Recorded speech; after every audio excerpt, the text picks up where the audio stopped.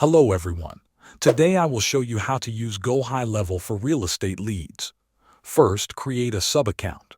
Go to Agency View, then Sub-Accounts and click on Create Sub-Account. Select the Real Estate Agent Playbook or a similar industry snapshot. This instantly loads pre-built funnels, workflows, and calendars. Next, integrate your lead sources. Connect your Facebook and Google Ads accounts in the settings.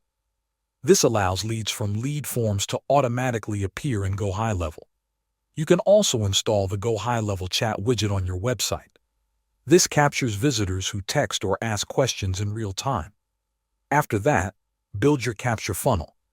Go to Sites and then Funnels. Customize a landing page, such as a home value report or new listing page. Make sure your page includes a form that collects the lead's name, email, and phone number. Now, set up automated workflows to respond quickly.